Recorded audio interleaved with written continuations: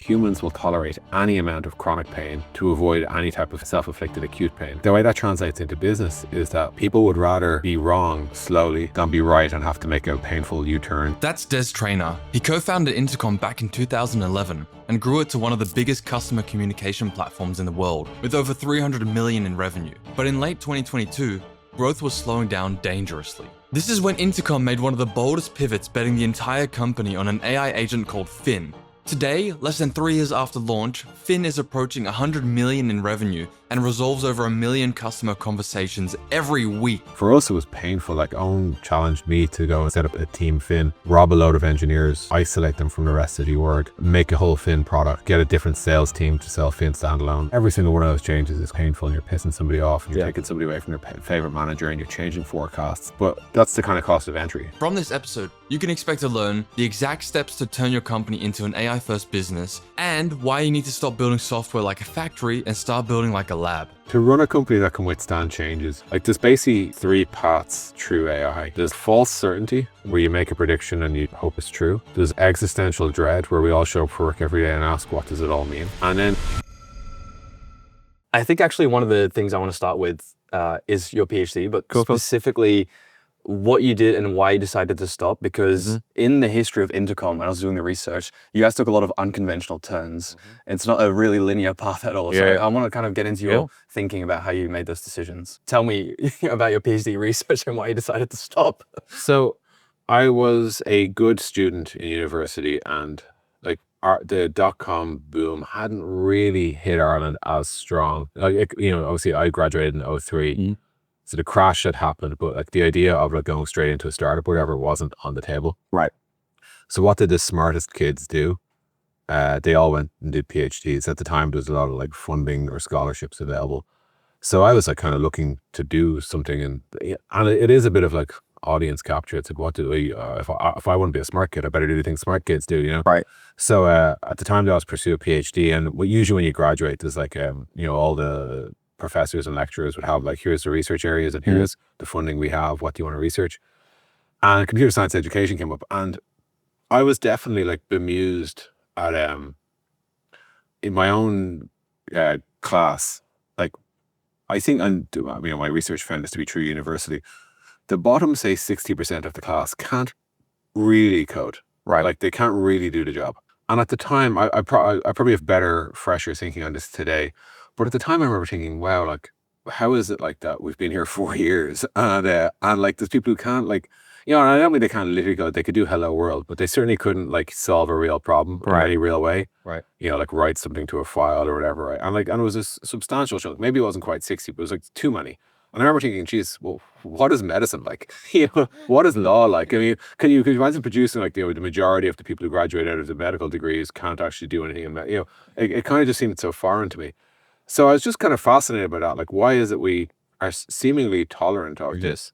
And maybe it was just that particular university, but it really wasn't. So my research was into like, why is it we are so bad at educating or teaching people how to program, write code specifically? And at the time, the thinking was, it's too much like maths, and we should have maths as a mandatory requirement. And there was a few other kind of pet theories that I was exploring.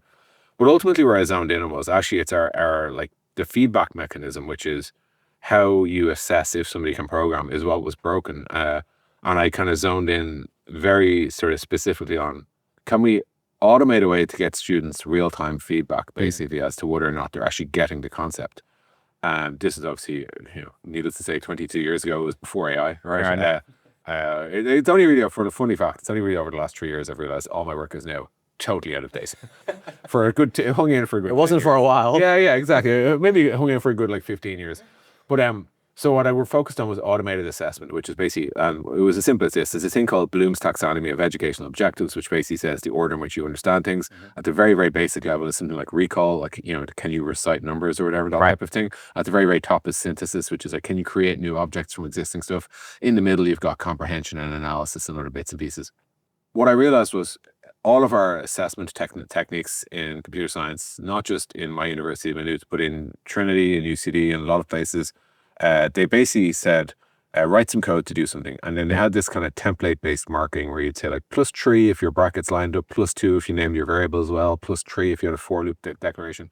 So you could actually pass the exam without the program working if it looked like it worked. That's And I think ridiculous. people, it is, right? Like, so when I produced this, like, this automated way of assessing the same thing, it would just generate a very small piece of code with like very easy to do maths. It would like maybe create one or two variables, add them together or multiply them, and then output a result. And it would ask you, and there might be like an if-else block or something. Right. And it would ask you, hey, when all this code's finished running, what does it say? And it could do that. You could do like 100 of those in a row, right? And if you understood code, it would take you all like 7 seconds to answer it correctly or something like that, maybe 10 seconds, right? Pen and paper if you really needed it. What we found was this really weird, all the best students, like according to the university, people who score 100%, like, you know, the top 10, say, students would score perfect, often higher marks on my test, because my test was slightly easier for a great student. And then all the worst of the worst of the worst, the people who didn't bother trying anything, would also, so you had this kind of bimodal agreement with this weird hollow in the middle ground, where my testing had basically no middle ground. Right. You either can or can't cover. Like, there's no way you know how to add 6 and 7, but not 6 and 8. You know what I mean? Like, so as a result, anyone who could parse the code was kind of getting my results right. Or like, you can do it or you can't. Yeah. And there was a large group of people who I was failing. They were actually getting 40, 50, 60%. Because they had the optical aesthetics of what looked like an answer, if you know what I mean. But it didn't work. Yeah. And anyways, so that was, you know, and then we published a couple of papers, a couple of journals, a couple of conferences, etc. I ultimately kind of got disillusioned for two things. One is like the results were really unpopular, like in that, like, no one wants to sort of show me the incentives. To be clear, like, it wasn't like people were blocking it, but like it was like, yeesh, you know, like the people that, you know, you need universities to agree to do this, and they weren't all super enthused. Like, it got to like write-up point, and I was like, I don't think I probably hadn't cracked enough material to do a proper write-up. I started writing up a thesis, and then I just got kind of, you know, drawn to the Web 2.0 world. You know, this is the era of like Flickr, Delicious, Google Maps, like all this new, you know, Ajax, JavaScript technology in the browser, Microsoft releasing 5.5, which made all that popular. There was just this kind of like convergence of important technologies that meant that web software, well, that all software was going to get rebuilt in the web. Right. All of a sudden, because you weren't using like the Windows UI toolkits, you could do things like UI design. You could decide that like, all the buttons didn't have to be gray, you know. And then all of a sudden, usability became an issue because people were like designing in all sorts of different. You remember the early days of like CD-ROMs and shit like that, where like people pop in and like the design of the early websites was ridiculous, creative but ridiculous. But I think what we saw was like, you know, the usability industry kind of got a second burst around Web 2 because you could do anything, people were doing anything, and a lot of anything isn't useful. And that was really interesting to me. And so I started writing and thinking and talking and blogging about that. And that was what led me kind of to walk out of the university one day and never come back. It's just because the opportunity was so much more interesting to work on this new technology. I found it way more stimulating, yeah. Okay, interesting. And you make that decision. You're not instantly jumping into a new job, or, you know, you're still blogging. How does that transition look like? I'd started blogging and I got pinged by, at the time, like a popular consultancy in Ireland who was like known for being like good at what they do or whatever. And I replied to a few emails. They asked me to do it. They said, "How can we get you to do a little bit of analysis on a site we're building?" So I gave my talk, my take on it, and then they kind of offered me a job. And I was like, "Oh no, I've got this PhD thing to do." Then they said, "How about 1 day a week?" And I was like, "Okay, I'll try that." And then before you know, like 1 day, it just it was clearly more. It was like as if I had 1 day a week of extremely interesting work, and then 4 days a week of grinding in LaTeX, trying to write out like various different bits of code. So anyway, that was like, and then I went from the consultancy somewhere like about maybe just under a year later. Owen, who's the CEO of Intercom, mailed me to say he was starting a consultancy and would I like to start it with him. That was called Contrast. So we did that. Contrast, we obviously had a very popular design blog. We did a lot of work for clients. We built a lot of side projects, but ultimately that whole thing became Intercom on a long enough time frame. Yeah. Can you tell me about the start of Intercom and the Ruby on Rails project you guys had? Because it's a non-obvious, it sounds so obvious now that you should be able to talk to your customers really easily, but back then it was really difficult. You guys found this out the hard way. Can you tell me about that origin story, and then sort of we can pull a through line through the rest of the conversation to today, because I think there's lots of new changes happening as well. So we, you know, our heroes at the time were 37 Signals, still are. Their whole thing was consult until you can make enough money to get yourself free time on the side. You spend that time on the side building a product that you charge for in a recurring revenue style. SaaS was really just taking off. And with that recurring revenue, you free yourself from the shackles of consultancy, and lo and behold, you've become a software company. So that seemed like the plan. And we had like, our strongest or most revenue generating product was an exception tracker, primarily for Ruby on Rails. Later on we added PHP and others to it, but it was basically like a way to say, find exceptions in live web software. Again, all these problems were new because of the web, right? But web software would throw exceptions. So we had to just catch those exceptions and like alert the developers or send them a text or whatever it might be. So that was exceptional, and we built that. One of the challenges we had with exceptional was like, Owen as CEO or whatever, or like, he was like the leader of Contrast and also CEO of Contrast, but also, if exceptional was a side company, he would have been CEO. I was probably like the next most, like whatever the word might be, like senior in terms of what I was doing, certainly with the clients in Contrast. Neither of us are like engineers by trade. We both studied computer science, but neither of us will be like passionate about this product domain. It was actually one of the other guys who kind of identified the opportunity. So as a result, like you kind of have to, you feel this, you can't do self-design because you're not like, ooh, what would I really like? So you end up kind of leaning on your customers a lot more, which means you want to talk to your customers, right? Which means you want to send them messages. And that's where you kind of, and people often forget this, but you have to cast your mind back. The year was 2010. If I ask people how do they talk to their customers today, they'll say things like Intercom. If you ask them how do you charge your customers, they'll say Stripe, and how do you measure which customers do what? They'll say Posthog, right? None of that existed back then. There was no Mixpanel. There was like barely Google Analytics at the time. There was no, like, so the actual technique you'd use to message your customers would be, you would go to PayPal because that was the only way you could charge a recurring subscription, which by the way, PayPal invented not for software, but actually for magazines. So you go to PayPal, get an export of all your payers, and you go to your CTO and you say, can you be an export of everyone who's using the product?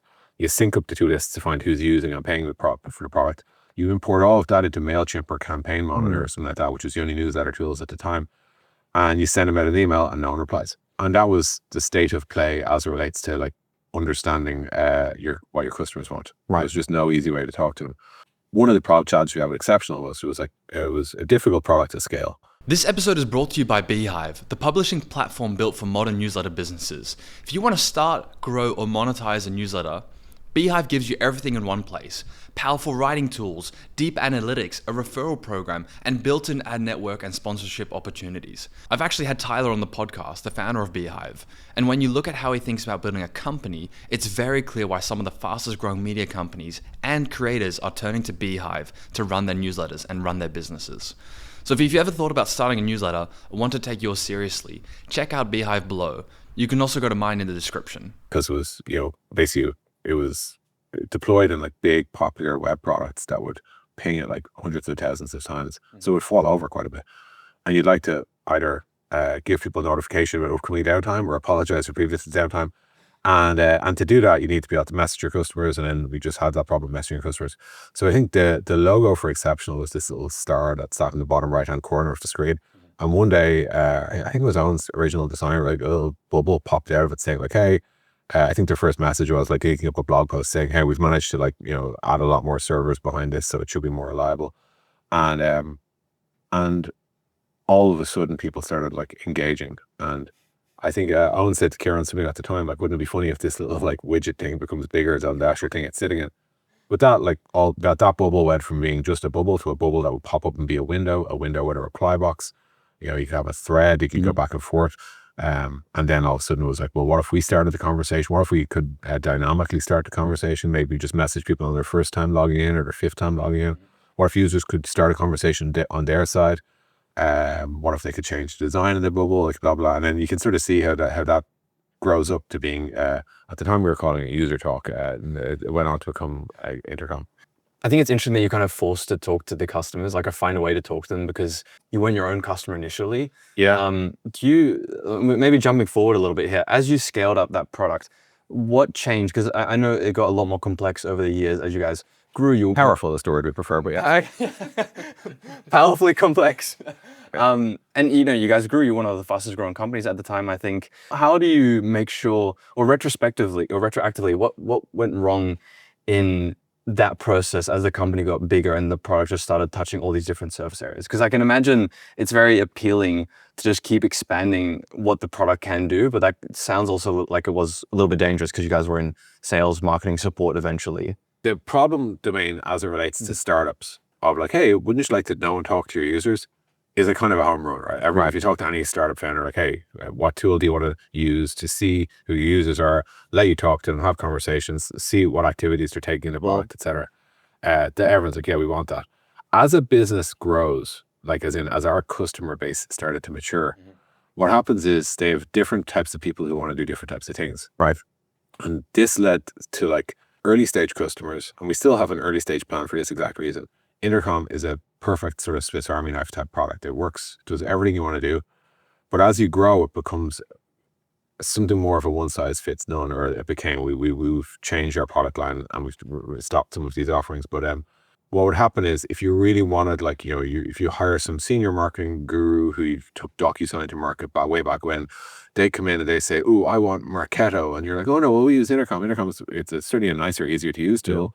But they're like, no, Marketo's got multimodal attribution reports and that's what I need.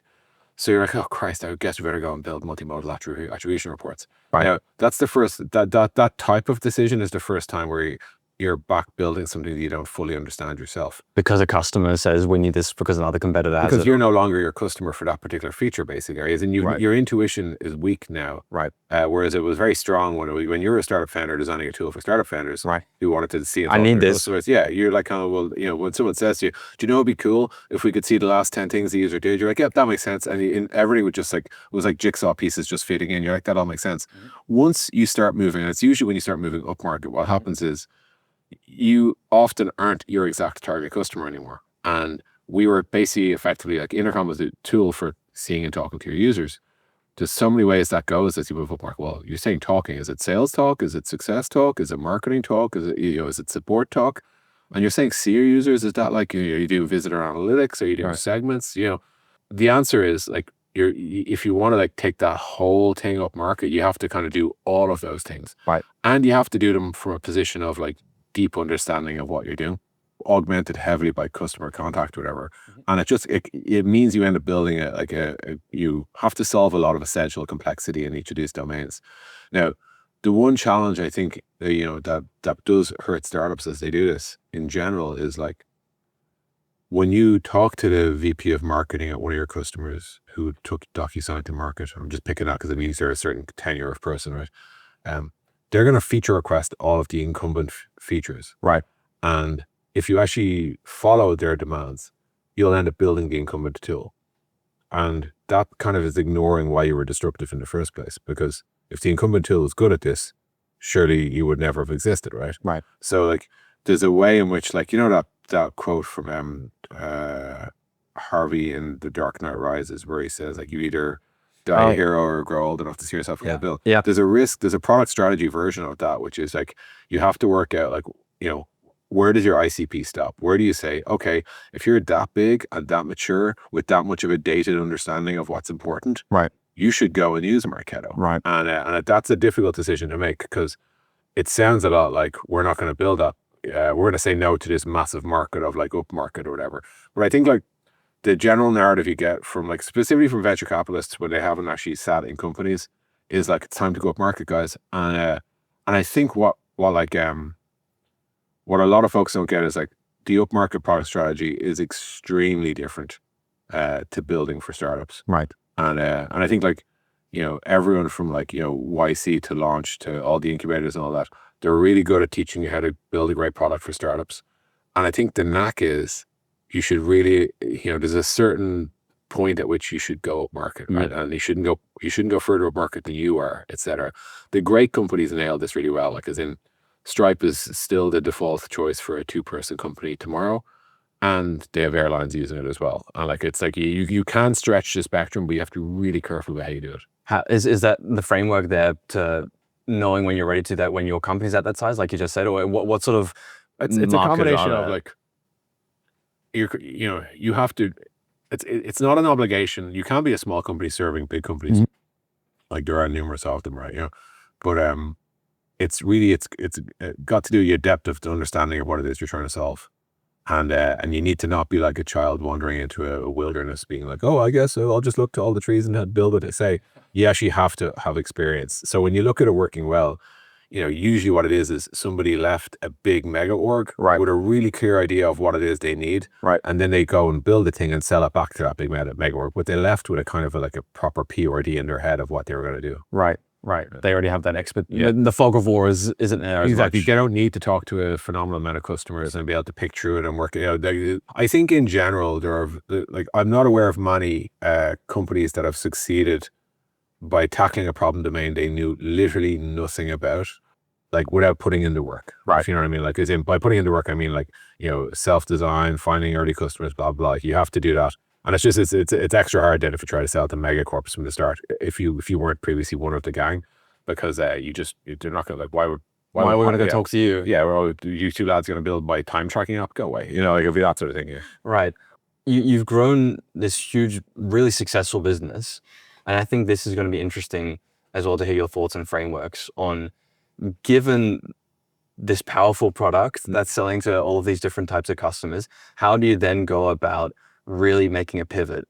Because I know when Owen came back, and it'd be helpful maybe if you gave some context for the listeners, when he came back, you guys already wanted to pivot, or at least sort of restructure the company in some way, shape or form, just before AI came. Yeah. What sort of was the thought process behind that? And then how did AI sort of supercharge that? Yeah, I mean, so Owen was out of the company for like 2 years as CEO. We remained on as executive chair, but there was a difficult period in technology in general, which most of the listeners will remember, which was like the kind of post-COVID sugar rush, where, and we there's a lot of we were lucky in a lot of ways, despite all the pain I'm about to tell you, because I know a lot of companies who've struggled harder. What happened in COVID was like all the money was like looking to go somewhere. It was looking for growth, and it ran to the stock markets, which meant software kind of just massively inflated. And then that trickled all the way down to like startups being overvalued and all sorts of stuff. On top of that, there was there was the era of Web3 and NFTs and a lot of these I would argue justifiable problem domains, but perhaps prematurely inflated relative to their impact at the time. And what that looked like was tech went boom, right? It was the boom times of tech. And that led to like revenue growth and all sorts of normal stuff. Like when tech gets big, all of a sudden all the businesses, will start signing more contracts, more seats, more employees, more hiring, just every core green light on the dashboard is like blinking, saying things are going right. And then one day, November 2021, maybe it was, like the year's blur at this stage, there was a particular November where like it all went bang. And I don't even know. I haven't spent enough time digging into exactly what the trigger was, other than people realizing that this didn't make sense. There were certainly signs, there were companies where the first round was a secondary and all sorts of shit. It's just genuinely, there was a lot of obvious signs in hindsight.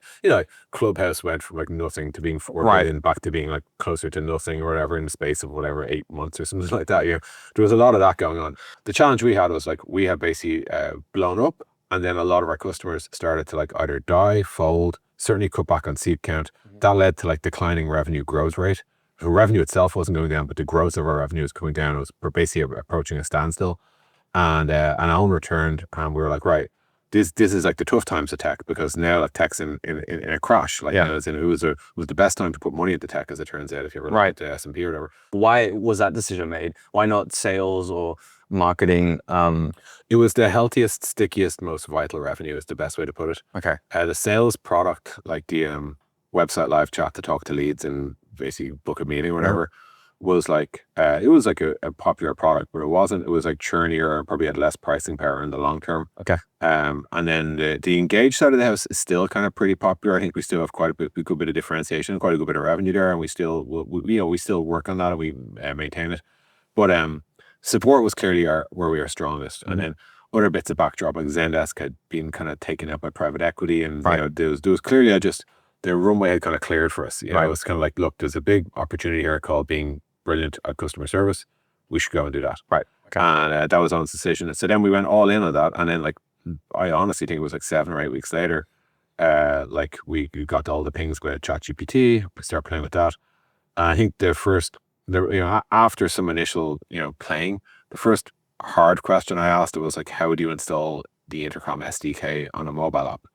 And it gave me a perfect answer in 7 seconds. And that was the big kind of raw moment where it was that's better than any human could do. Master too as well. Yeah. It was perfect. it was also 7 seconds. Yeah. And like, and I believe our support team would have had a macro for that. So you might have got it in 15 minutes, but you weren't going to get it in 7 seconds. And turns out when you're trying to convert customers, 7 seconds actually matters. You know, like one of the things people don't realize about support, which we can get onto later, is like speed of response is really healthy for business. But anyway, so it was very clear that AI was going to do some amount of customer service. And if we were to truly be like the next, at the time, I was like, you know, who's going to take over from Zendesk? Well, clearly they're going to be good at this AI stuff. Right. So that was the decision then to say, right, well, let's see what we can build. 4 weeks later, we had like AI features in our inbox. We had things like summarize, change the tone, change the language, that type of stuff. And it was pretty cool. And we had this like super viral tweet, like 1 million views and all that. People were like, oh my God, this is exactly how you build AI into software. And then maybe March 2023, we launched Fin. Which will explain maybe what Fin is. And then I really want to go deep on the early days of Fin and how that's changed your thought process behind how the future of pricing is, how companies should be structured. Because I think there's so many interesting insights, especially because you already were running this huge company that made this pivot. So yeah, you guys are one of the first, maybe the first big company to actually launch AI features. I believe we were, or at least I don't know I don't know when Microsoft launched Copilot, the sort of tablet computer. Yeah. I don't remember, but I think we were certainly celebrated like as if we were the first anyway. Yeah.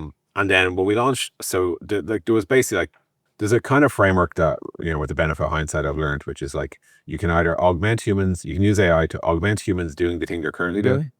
You can do a bit of their job, or you can do all of the job. So you're either making them a bit faster at the job, taking away a percentage of the job, or just doing the full job. And generally speaking, that, you know, they map from like what's easy to do is to augment, and what's very hard to do is do the full job. Right. So the inbox features was very augmentation. Like it was like, hey, we'll put all this stuff here. If people use it, great. And they do, and it was really nice. And then later on, it was like, well, can we do some of the job? And then can we actually do the job of full support rep? Right. So Fin is our AI agent that does customer service. And we launched Fin in March 2023. At the time when we launched it, it did like 24% maybe total resolutions, which basically means, you know, given a bucket of support conversations, 24% of them would be handled entirely end-to-end by the agent. The rest would be escalated to a human. And at the time, that was enough for us to believe this will change the nature of customer service forever. Because like, if there was a tool that takes away 24% of anyone's job, it's going to become a mandatory tool pretty quickly, right?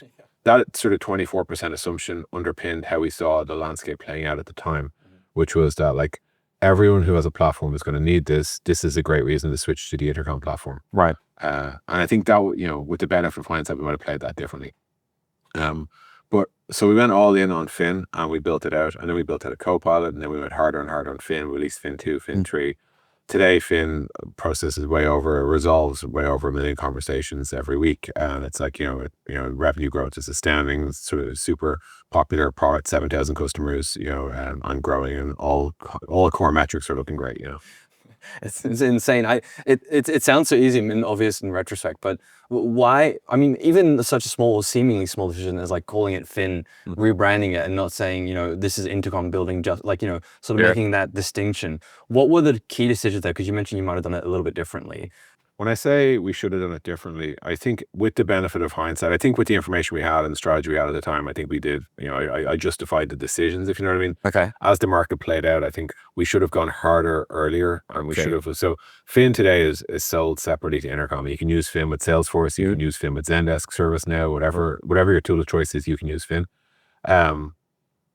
And it's at Fin.ai. It's not like, you know, there's another path where like this, what I would call the safe path, which is where most of the SaaS companies trying to survive AI fail, is we could have called it the Intercom AI agent for customer service. Yeah, and most people would have. Yeah, absolutely. And it would have been at intercom.com/AI. And it would have been like, you know, on all of our narrative would have been around that. And I think like, that's easier and safer and risky as it's basically, because it feels short-term safer, it's almost always long-term riskier. Right. What we had to do, and with the benefit of hindsight, we got there, but like we had to make Fin clearly an AI company that can clearly compete with all the other AI companies. Fin's siblings or neighbors or whatever needs to be like Cursor and Perplexity and like, you know, like Harvey and Legora. And right. Like, you know, basically AI first. Yeah, AI first, AI native, entirely disruptive startups. Yeah. That's what Fin is, and that's what Fin needed to be for it to have the right amount of credibility. I think like if you call it like the Intercom AI agent, or like, and this is what all our competitors are doing. It's like the Steve Buscemi with the skateboard gif, you know, it's like, how do you do, fellow bros? You know, like you're basically the old guy trying to look young. And it's not serious. Yeah. And whereas Finn is a purely AI, true and true, like extremely hardcore AI product. We publish a lot of research. We train our own models. Like, you know, we do a lot of work that is like very consistent with that of an AI lab. But yeah. Yeah, I mean, I think that's obvious when you look at the resolution rate. Like, you guys published this beautiful chart as well, just actually real time to show the changes. I think, I don't know if you said this, you said, if you're eating shit, you don't nibble. Again, this sounds so obvious, but were there any discussions at the time internally or doubts you had that were like, maybe we should pull this into Intercom? Or, you know, to your point, there's a reason people go for that sort of safe route. It's very human. I'm curious if there were any doubts at all, or was it just so obvious with the use cases you were seeing in the product and the adoption rates and how strong it was? I think we got progressively more confident. Okay. Well, I think we took risks early on, and then as they paid off, we just took more. I think another sort of mistake pattern here is you make one risky move and then that works out, and then you say, right, that's it, risk's done for, you know, like safe seas from here onwards. In practice, like, it means the reason you felt it was a risk was because you had, you know, or somebody had some counter narrative, and the fact that the risk succeeded proved that narrative wrong. So you should probably turn the volume down on that narrative and keep acting now as if like you're right, you know, and that's how you grow conviction. Right. So like, we didn't start off with Fin.ai. We got there. We didn't start off with Fin for Zendesk and Fin for Salesforce, but we got there. Right. And like, even some of the moves we're making now, like the Fin as the customer agent, is just another example of us continuing to bet on the conviction that like AI agents are the future. There will be one true customer-facing agent, and it will do the sales conversations, the success conversations, the marketing conversations, the support conversations, and that's the thread we're pulling now. Yeah. But I think like just to reiterate for your sake, your listeners, like the biggest mistake here is you're almost always being too careful, and you like if you're eating shit, don't nibble comment is just like drip feeding pain is a bad way to like you know. I think I was on the Cheeky Pine podcast, Mark Andreessen had this great quote where he said, humans will tolerate any amount of chronic pain to avoid any type of self-inflicted acute pain. Right. And I think the way that translates into business is that people would rather be wrong slowly than be right and have to make a painful U-turn, change or shift or whatever. For us, it was painful. Like, Owen challenged me to go, and he told me basically go set up a team Fin, rob a load of engineers, isolate them from the rest of the org, make a whole Fin product, get a different sales team to sell Fin standalone, et cetera, et cetera. Every single one of those changes, they sound minor now in the gravitas of what, or in the greater background of everything we had to do. But every single one of those changes is kind of painful, and you're pissing somebody off, and you're taking somebody away from their favorite manager, and you're changing forecasts. And you're doing all sorts of like painful short-term stuff. But that's the kind of cost of entry. You know, the alternative is a really peaceful, long, slow death. You know, like, and I just think you have to realize that you need to make big, hard decisions. Yeah. I think to add context to that too, I think you guys even gave back or, you know, missed out on 50 million plus of revenue when you made that switch, when you changed the pricing models, changed the usage pricing. Yeah, so restructure the company. We did do that. That was separate to the Fin piece. What that was like when Owen returned, one of the things, like he had a kind of like an agenda or an action plan. One of them was like, you know, kind of restore customer trust by fixing our pricing. Our pricing had gotten extremely complex because we just added so many different types of products and add-ons, and we were selling like, you know, at so many different points in the market.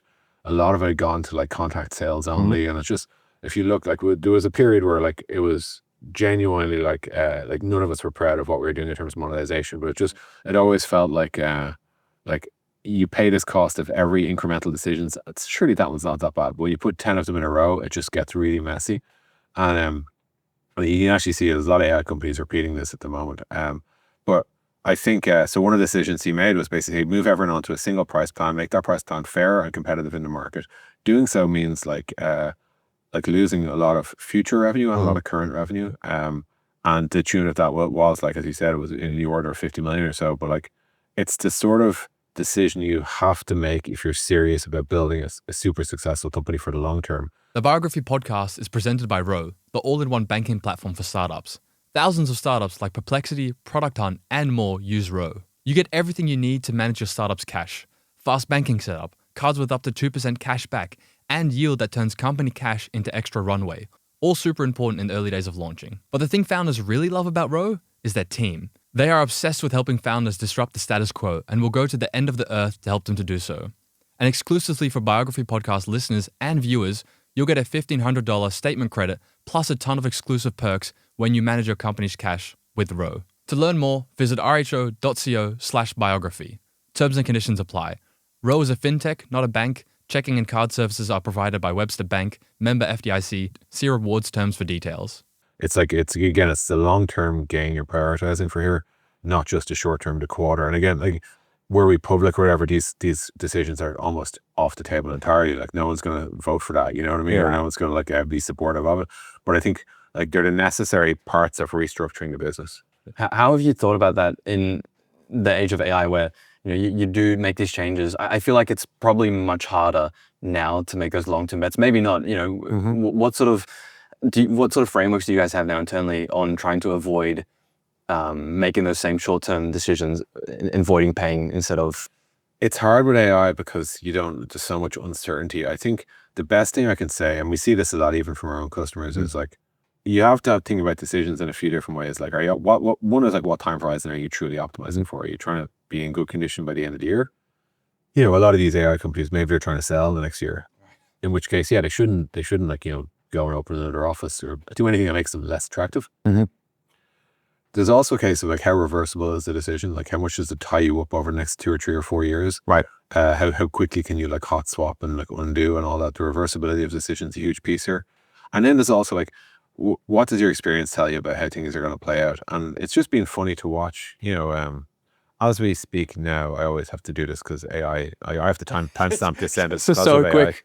So we are sitting here at the end of January 2026, right? Yeah. And like right now, it's very clear to everyone, that like Claude Code has won the coding agent war. Right.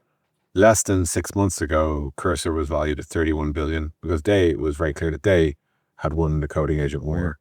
Previous to that, Cognition was valued at 11 billion because Devon had won the coding war. Before that, it was perhaps OpenAI or something like that. And before that, it was like Windsurf and that whole thing. There's another one called Augment. And if you've seen the lead change hands quite a bit in this period. Mm-hmm. And I suspect it will again. Like they're not blind to each other. Like, so everyone's seeing what Claude's doing. So I suspect there'll be people going after that next. There'll be someone doing that in, I don't know, a Claude native IDE or something like that. And or at least certainly a multi-agent native IDE with perhaps like collaborative AI engineering or vibe coding or whatever. I can imagine like loads of different directions this will go. And whoever nails that will probably overtake Claude Code again. And we haven't even seen what it looks like if these companies decide to like, close access or not give their competitors the best models. Yeah. There's like so many different things to play out here. And I'm just picking this as an example of like, so you tell me to the tune of if I gave you $1 million, where are you putting it in terms of who's winning the coding agent war in a year's time? Like you might still say Claude, but like it's a much riskier proposition than it was before I said that sentence. Yeah. You know what I mean? Like, so like, I just think in general, everyone's like, I often think like, when you're driving, right, how fast are you willing to go? It's a function of your own visibility, how clear the road is ahead of you, how many turns you have to make, how many decision points you're going to come up against, how good is your engine, how good is your fog lights, all sorts of shit like that, right?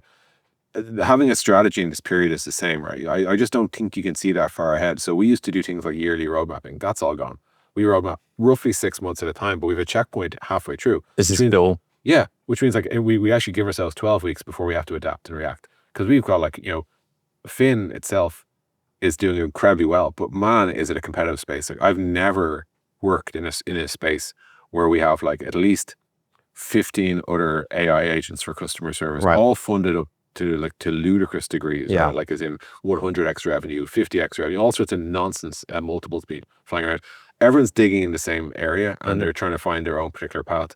And sometimes you have to adapt and react to the new news, right? Like, and like that means what's the point in having a 1-year roadmap? It doesn't serve us well. We're only going to disappoint our customers if we tell them that's coming in December, because we need to be able to change our mind because the world does change, So many different variables there that you now have to take, inventory of. How does that change the way you talk to customers specifically? Because I can imagine they're asking for features that you don't want to build anymore, or you change something, or a competitor has a feature. How do you educate customers? Like I think you guys do a great job of your blog posts and publishing your research, but how do you make sure that the company you guys run is sort of built steadily enough to withstand those changes? I think to run a company that can withstand changes, you need there's basically 3 paths through AI. There's like false certainty, where you make a prediction and you just hope that it's true. Yeah. There's like existential dread, where we all show up for work every day and ask, what does it all mean? And then there's just don't need the certainty. And to a large degree, it requires a culture that is extremely resilient, is not change averse at all, has learned to roll with the punches. And it's just such an important trait. If your culture was one built on some type of parental there, don't worry, we'll worry about all the difficult stuff. You guys just need to do your job in your little pod, and we'll shield you from the external realities. I think they're the ones who struggle the most. Because in reality, it has to be okay for me to turn around to an engineer out there and say, yeah, I don't know. I actually don't know. Is that better? Will this thing ever work? We don't know. And we need to not need to know, it's don't scratch too much at it, because we're working through a very dynamic environment. And the greatest thing AI has introduced is this layer of uncertainty into everything, including the software development lifecycle. When will that feature be finished? We don't know. Right. Will it ever work? We don't know. Will it be good? We don't know. And I think if your processes for building software, or your culture for that matter, is still crying out for certainty and tight deadlines and very specific things, you're gonna strangle innovation at the core. And you'll do one of two things. You'll either release shit that doesn't work, which is very common, because it's hey, we said it was going to go out by March, so it goes out by March.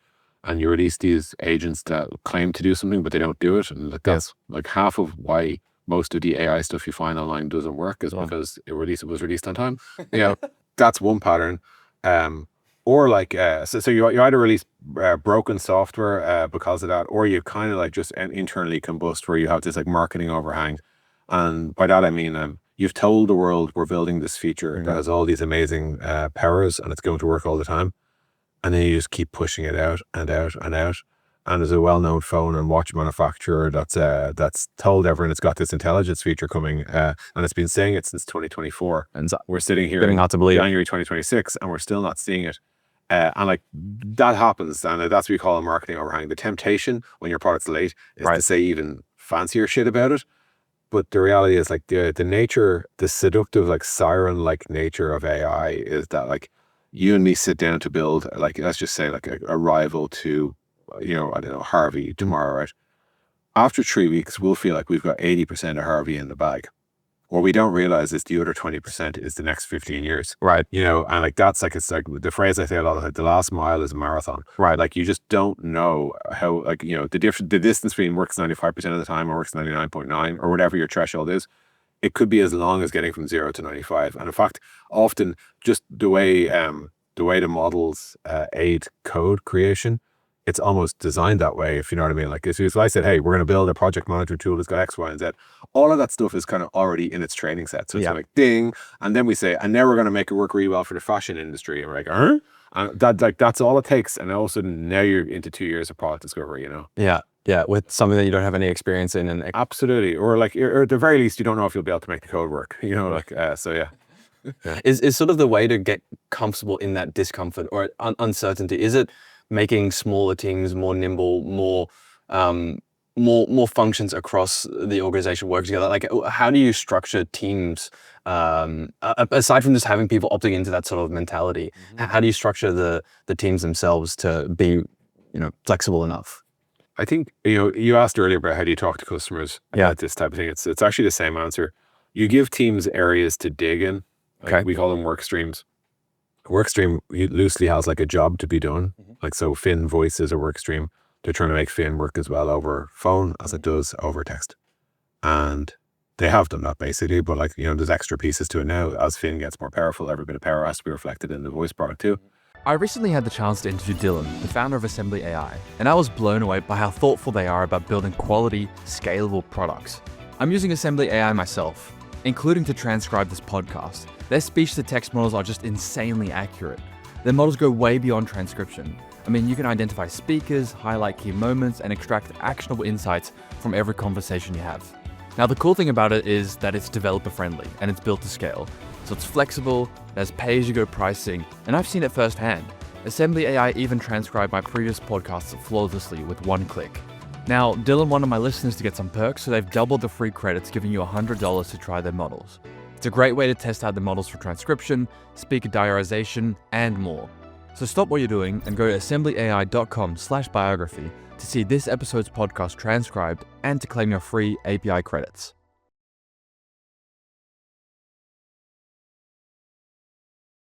But that's just our area. And what we don't do until we have a reasonable degree of certainty, we don't go and like demand deadlines, but we meet them every week. Right. And every team every week says, here's what we learned this week. So that's the first thing you do, which is like you give teams like projects and you charter them and say like, and to some degree, there's a risk here. Like you have to have like good people, and that sounds like a truism or whatever, but let me just explain what I mean. Like oftentimes people think that giving teams a deadline is what forces their productivity, and there's a whole Parkinson's law, like work expands to fit the time available and all that. But I just don't think that attitude is not super amenable to the AI era, because like anything can hit its deadline if you drop quality as a result, right? But making it work highly reliably and highly performant. And bear in mind, customer support is like load-bearing software. It's like critical infrastructure to a business. If their customers can't talk to them or they can't talk to their customers, that's a P0. Like that's a proper 5-alarm fire. It's not far off a database being like, it's 94% reliable. Yeah, it's not good enough, right? And a lot of our competitors find this out the hard way, like that they wander into like what they didn't realize was actually mission critical workspace. So reliability is huge, which means you can't force people to do things just for the sake of hitting a deadline. So you just have to understand the domain you're in. And then separately, and I don't know how deep you want to go in this, but like how you build software has to change as well. You have to move from like a factory where you like, a classic software team in the olden days would be like, what are we building? We're building file upload, and we're also building expense tracking. And they'd be like, okay, I think that's 8 weeks, and expense tracking, that's probably 12 weeks. So, okay, cool. That goes into design. Designs come back. We like to maybe run them past users a few tweaks, and then it basically hits like the factory line, if you like, right? Or like what people would, how to say, derogatory call like the feature factory. Like it just gets there, we build and we ship it, we launch it, and that's that. Yeah. That was a very predictable cycle end to end, right? You can kind of measure it roughly and get like reasonable accuracy relative to AI. With AI, it's you're not in a lab. You're not in a factory. You're in a lab. You have to start off with what is scientifically possible that is useful in our domain. Right. So, like, I'll give you a question we might scratch at the moment. Can we read product source code to determine the feature set so that we can automatically generate documentation? Right. Can we do that reliably such that we could make it a part of the Fin ecosystem or whatever, right? That's an experiment that somebody needs to work on. A scientific experiment. Is this possible? And they need to have like they need to have an evaluation set, like as in maybe like 10, 15 different like source codes and what they deem to be like the right documentation. And then they need to like run that experiment and make sure that like, hey, in 15 out of 15 cases, this looks like it works. Yeah.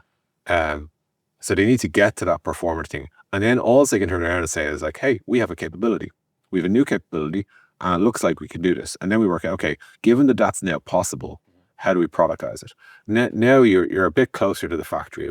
Once we've proven the capability out, you can kind of go from the lab to the factory, where we sort of say, right, we want to build something around this. What might we build? Design it, show it to customers, et cetera, et cetera, et cetera. But if you don't give yourself enough freedom to make sure that this thing actually works at the start, which is where all the risk is, and you put it on a tight deadline, what you're going to get is, you'll hit the target, especially if you've got a sort of a deadline-driven culture. Everyone's going to hit the target, regardless of whether or not it's good. And it's just, I don't know, there's so much stuff in AI is not tested enough. It's not evaluated enough. And that's why, like, you sign up for some random app you find on Product Hunt or Twitter or whatever, and it says, oh, we're going to take your photo and whatever, like show you different hairstyles, or we're going to like take your expense data and tell you the categories of the expenses. You upload one bad photo of a receipt, the thing doesn't work, all of a sudden it's errors, messages everywhere. And like, once you put something live into the wild, you're going to like, you're not done. Like, Intercom processes with whatever, 500 million conversations a month or something like that. Like, like there's a huge, like as in when you're doing a lot of conversations, edge cases aren't edge. They're like, so part of it. Yeah. If Finn gets something wrong 1 in 100 times, that's pretty bad. That's like a ton of conversations. Yeah, totally. And that's why we were so scientifically rigorous about finding new capabilities, new prompts, new AI architectures that will improve the resolution rate, and where we have to methodically test it before we roll it out. Like a real telltale sign you're dealing with like cowboys in this era is like if GPT 5.5 or GPT 6 drops tomorrow and everyone's like, putting on the new sticker now with GPT 6, what that tells you is they've done zero testing. They've just switched it. Yeah, and they have a culture of zero testing. Yeah. Because they don't realize, even though the models are getting better, they can degrade for your particular use Yes. case. So yeah. Yeah. So is it really then that just turning it, instead of just the factory output, just more scientific, constant testing throughout the process? You're building software through empirical observation. That's Right. the biggest difference these days. And that is wild, because we're moving out of a world of determinism. And the whole value prop of software was it's deterministic, kind of Right. like if this, then that type of behavior. And Literally. and you don't have this anymore. Like, and you have to adapt to that. And you have to, and the way to do that is not through strangling innovation at sort of in the crib, but giving enough time to letting it breathe, and like letting it, like making sure that you actually do have a good definition of what good is. Yeah. And I think there's like that often means you have to have a decent, like what we call a torture test. So like if me and you decided to build a Fin clone tomorrow, and we had it over here and we like Fin over here. Mm-hmm. If the only questions we ask are like, how do I reset my password, and like, where do I log in? Turns out we're just as good as Fin. In the same way, I'm just as good at basic maths as Einstein. Like it's very, very easy to pass a very, very easy test. You know? And don't mistake that with progress, and don't mistake that with being market ready. Right. So when I see it, like, so in support terms, right, like, when you see people saying we got like 25% resolution rate, I'm like, Claude will practically do that out of the box. You guys are years behind. Yeah. Like, and actually getting from 55 to 60 might take you 7 months. Right. And that would only be true if you like, it might take you even longer depending on the ways in which you're building. But like, it's like every incremental percent is harder. Right. And because it's harder, it usually means it's doing more valuable work. Right. Because then it's like dealing with even more complex questions. Yeah. Yeah. I think it's really interesting that the way you're building these products is changing. Can you talk a little bit more about the evaluation process? Because it seems like that's really important, right? Like, oh, okay, we're just testing, can this do password login? Yes, okay, we can ship this. How has that changed over the last couple of months, weeks, years? How you guys think about evals and saying, okay, now it's actually ready to be put into production? And we have like, it's an expensive thing for us to work out, is this better than the current Fin? So like the things you have to look at is we have like maybe 1,000 what we call like scenarios, or like it's both not just what the customer said, but who the customer are and what context the customer is in. Right. So like a customer saying this is broken on the billing screen is different than a customer saying this is broken on the dashboard, right? So it's like there's a lot of stuff you have to collect to make it useful. Then you've got like, what is the current Fin? Like if you're like this, just if you picture a spreadsheet, it's not really a spreadsheet, but what's the current Fin output for this? What is the best possible output? Like, as in like if God's own support agent descended from heaven and wrote down the literal perfect answer, what would it be? Yeah. Like your best approximation of that. And then what does your release candidate look like? And basically, ideally your release candidate in most scenarios is closer to God than it is to Fin. You know what I mean? Like, and somewhere in between this God Fin spectrum is like, is it a product improvement? Right. And then you have to then look at the sum total of like, some stuff will be a regression, and some stuff will be a huge improvement. And then there's a bit of taste or judgment in like, hey, have we, net, is this a better product? And that can be true every time we change a prompt, every time we change a subsystem model. We've been training a lot of our own models. So when we swap them in, that's another thing that triggers an evaluation. If we change the fundamental architecture, that's the thing. So the UI can impact this too. Like, so you can ask, like, if you have a text box saying escalation rules, you'll get a certain set of escalation rules. People are going to write in, they're going to write in what they think is an escalation rule. Now imagine you say, the best way to structure an escalation rule for a prompt is blah, blah, blah, and that's your label, and you provide a lot more context in the UI. That's you'll get better input. Now you have to work out, is that better input going to improve things or not, right? The whole thing is a big organic blob where every change trickles something up or down. Yeah. So like you have to have pretty good testing to make sure that like, for starters, you shouldn't be making extremely, a very, very minor, like fixing a typo shouldn't trigger an end-to-end evaluation. Right. But perhaps changing core UI for a configuration screen on the agent should, right? So you have to have some discipline about what we'll test and what we're actually kind of more comfortable to YOLO. And then like, yes, but that is that's the nature of software now. It's like, it's empirical observation.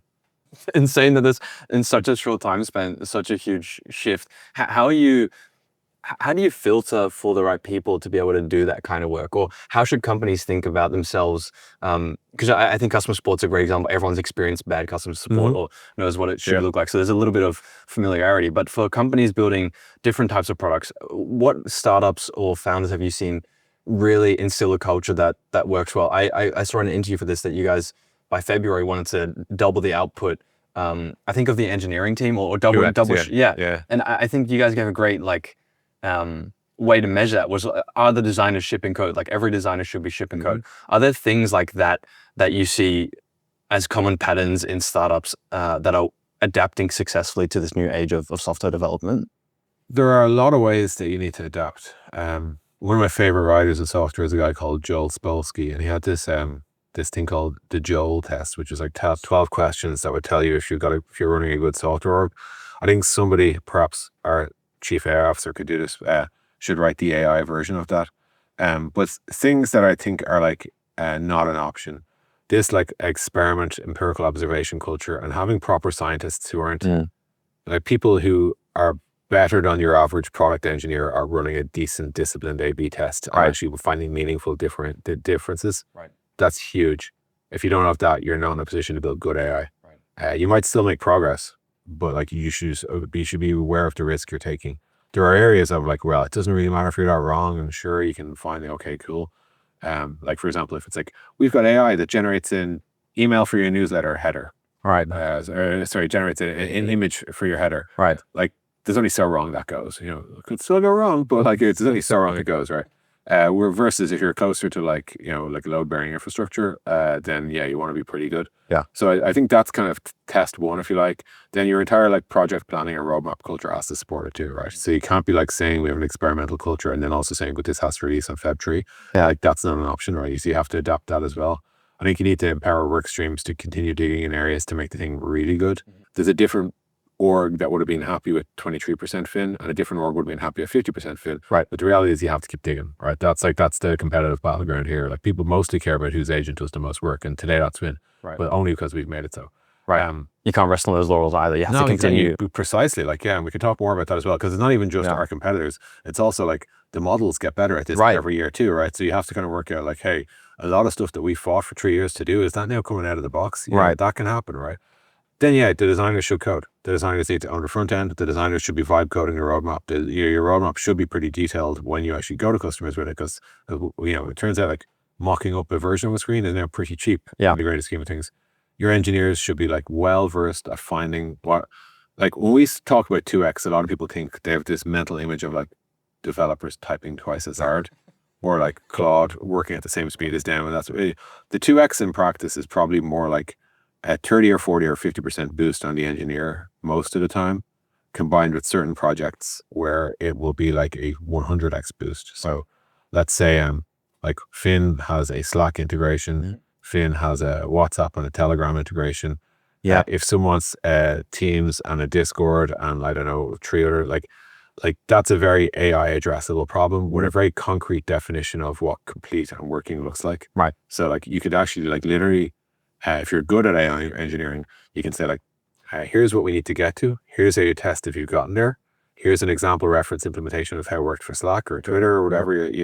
This works for data integrations as well. Like loads of different things. But like, here's a reference, here's a goal, here's a target, here's a test.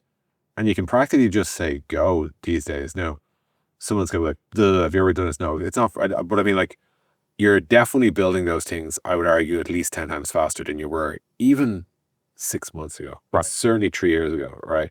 Like that, in that regard, the speed of code is just totally different. Right. But the domains where it works extremely well are like where you can really like just give it a target. That's where it can measure itself if it's deterministic.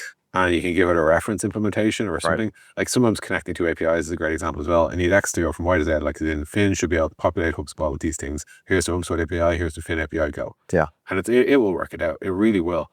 But you just have to be good at seeing those opportunities. There's no point in going halfway through human and be like, oh, now that I think about it, you have to wasted all this time. So like, anyway, you should be shooting for a 2x. in practice, we have people internally who say 2x is nowhere near ambitious enough. Right. On the flip side, we have people who are saying like, it doesn't feel like we're 2x yet. Like, as in we might be by lines of code or by pull request, but like it hasn't really caught. So we're still figuring this out. But I think like the thing that matters most about the 2x thing is actually making the decision to do it is the hard part. Like, and a lot of engineering leaders, in my opinion and experience, shy away from actually saying the hard thing, which is we're going to double productivity using AI. Right. Because it sounds like, we're going to start measuring. Yeah, exactly. People don't, like, you need to be comfortable saying the uncomfortable things in this era in general. But that, and like, for us, it's a part of performance. Yeah. Right? As in, like, it's literally part of your performance evaluation is your ability to use AI tools. And like, that's like, you're kind of like, that's not cool. Right. The cool thing is, hey guys, it's just going to be hackathons all year. Okay. Like, we'll all have a little hobby project. And look, Jenny built a new like lunch ordering app. Isn't that cool? Like that's the cool thing to do. Right. Yeah. But in practice, if you're deeply serious about using AI to enhance your engineering to speed it up, you actually have to say, let's go do it. And that's going to be the norm. And if people don't perform at that level, that'll be an issue. Because that's what management is. It's setting a standard and holding people to it. Yeah. So I want to talk about the future of like being a platform that does everything as well. But walk me through one of those, maybe walk me through what it looks like someone who's nailing it, who's actually adopting these tools really well, and how you sort of go about checking that. I think like you want those people to be in extremely high leverage positions. Like you want them to be principal engineers because you actually you don't necessarily want them on one project. You want them running around on all the projects, being like, all right, let me talk to the lead or the team. Okay.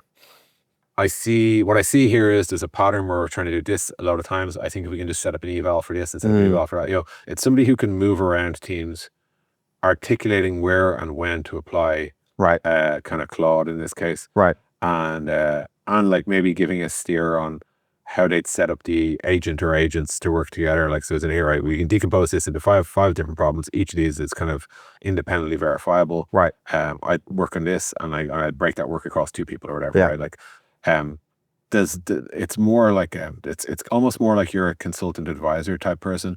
There are occasions where like, hey, this thing's really messy, really nasty. We need one person to go on it, right? Like, or one of our genius engineers, whatever.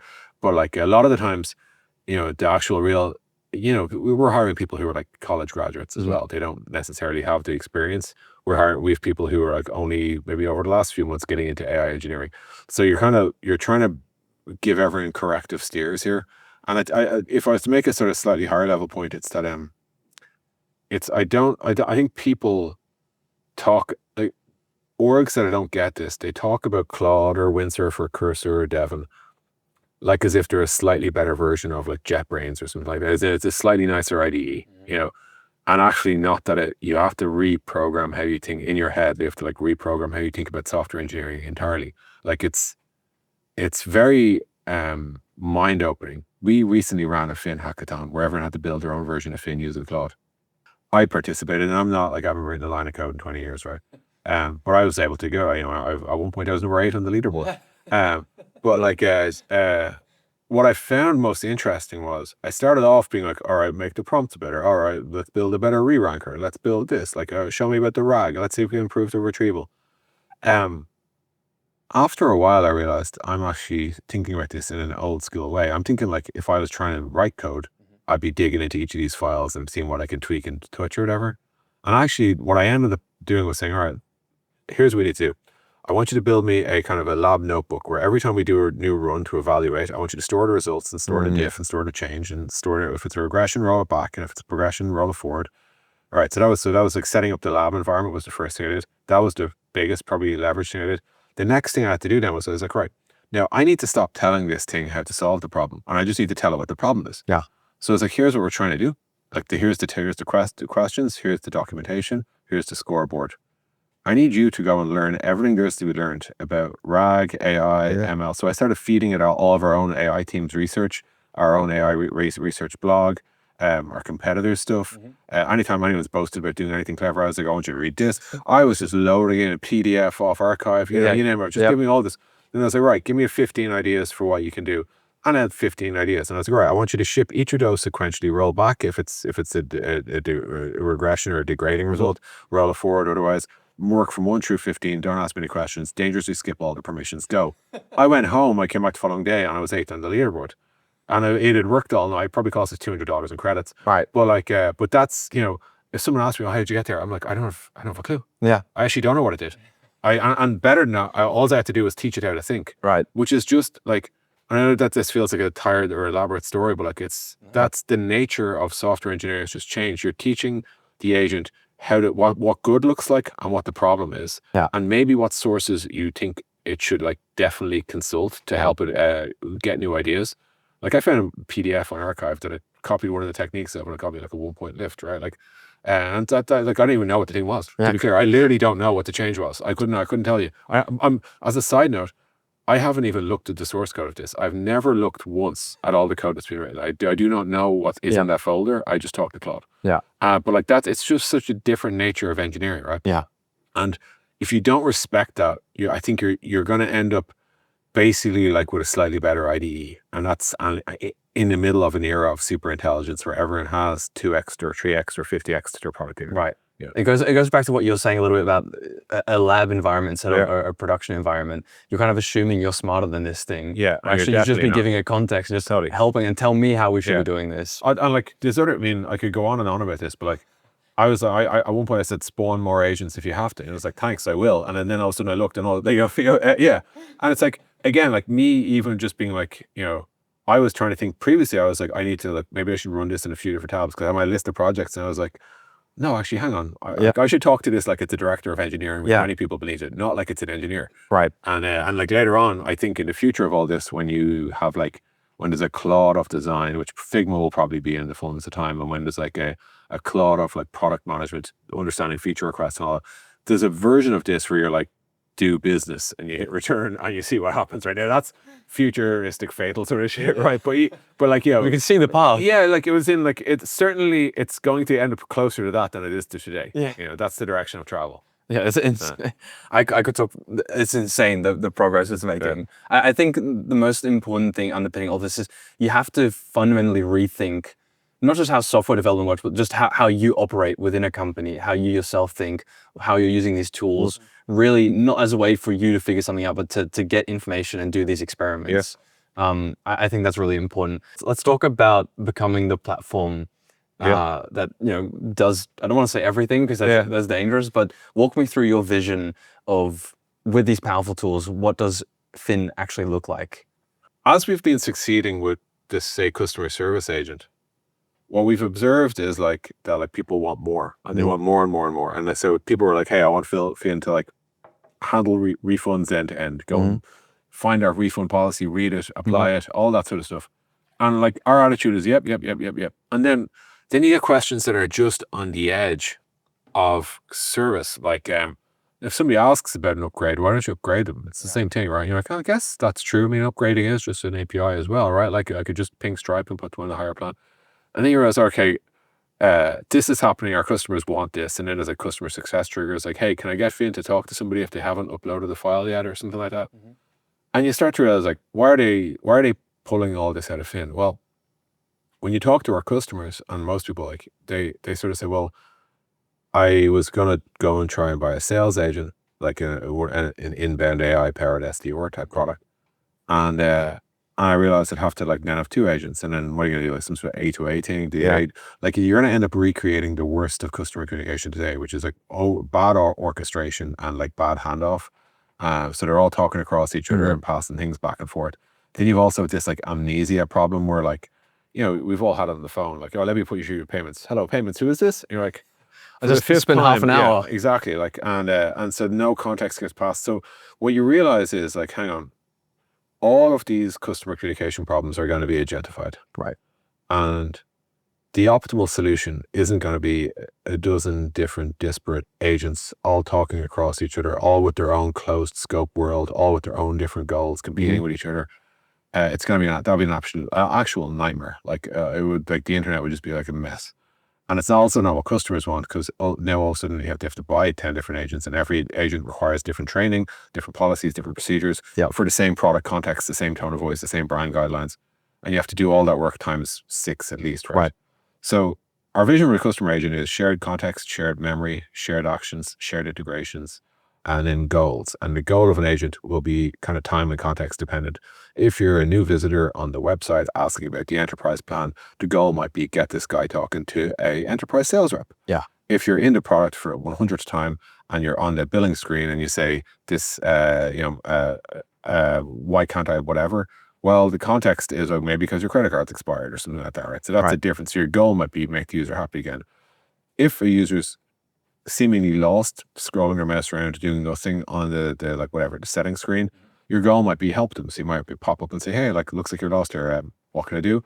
And if your goal is like, Johnny's on the triple premium platinum plan and he's 0 teammates and 0 files uploaded and he's hovering over the cancel button, your goal might be, prevent or whatever. And if it's the first time in a product, your goal might be onboard them to a certain point.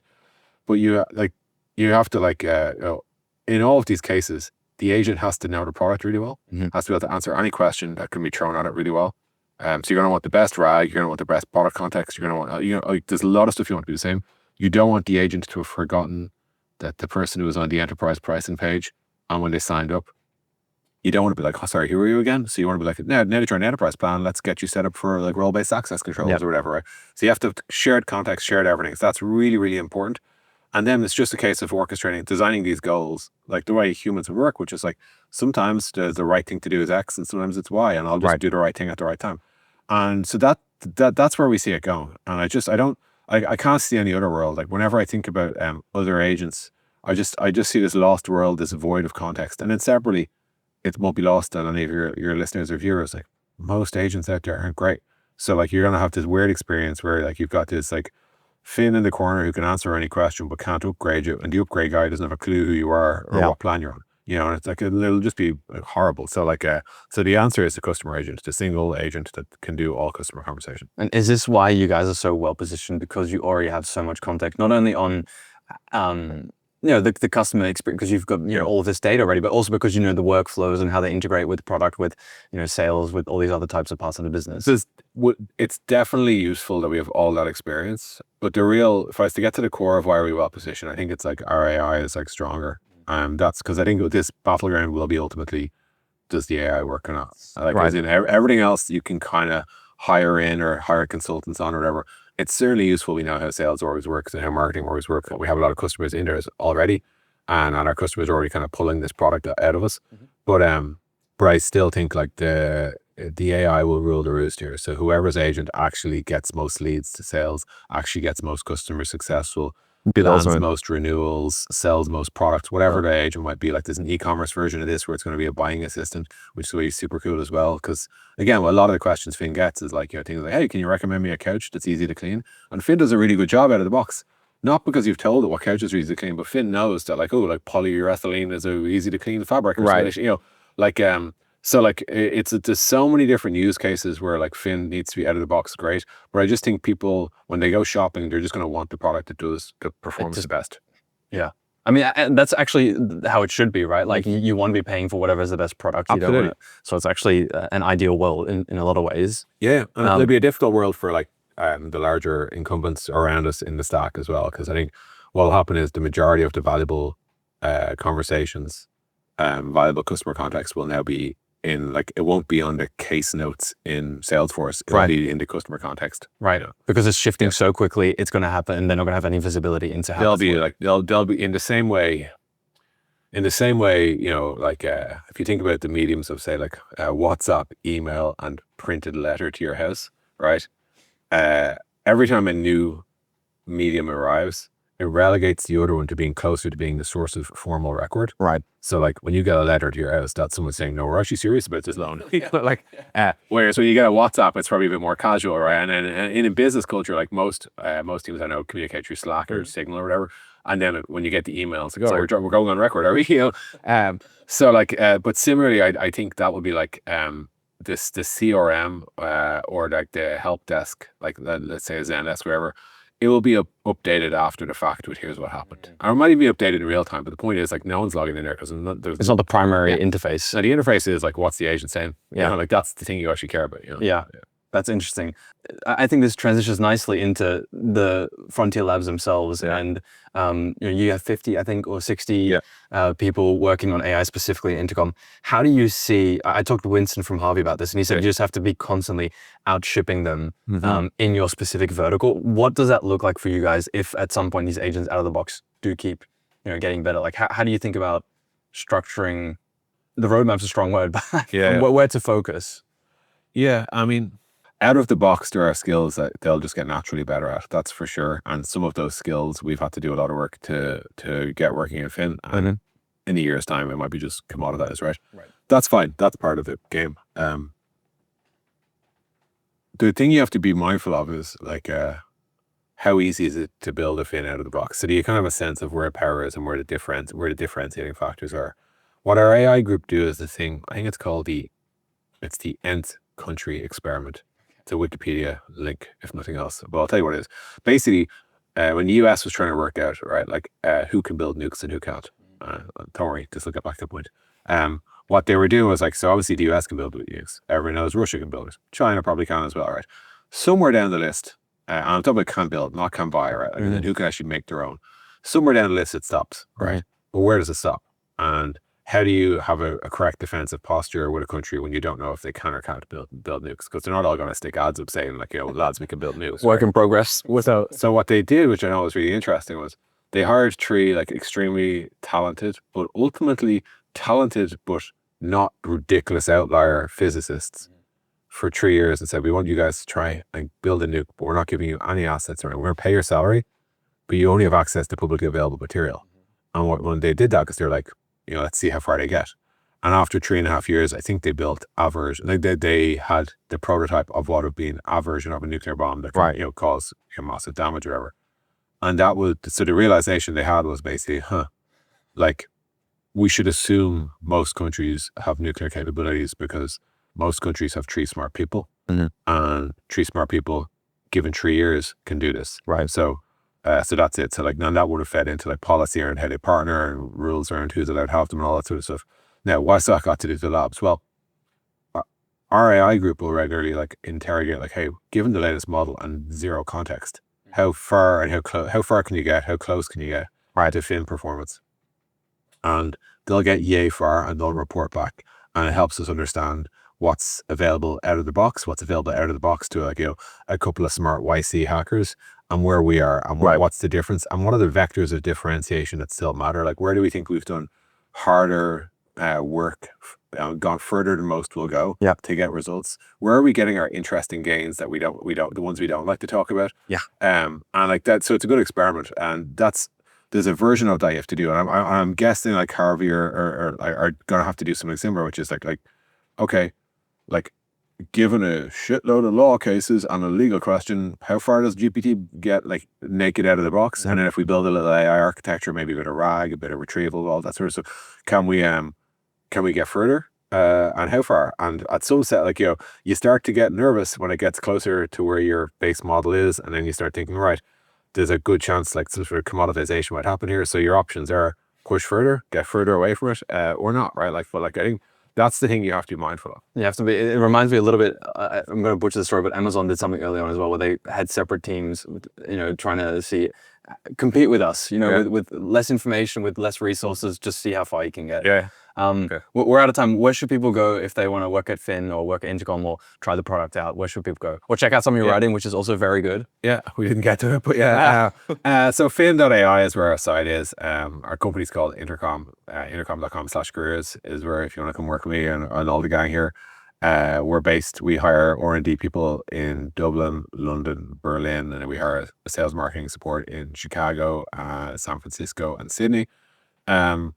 Fin.ai/research and ideas.fin.ai are probably, like, if you found this conversation interesting, that's the areas you'll probably find most value. Yeah, awesome.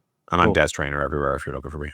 including the writing. Yes, exactly. Yeah, awesome. Cool. That's it. Cool. Thanks so much.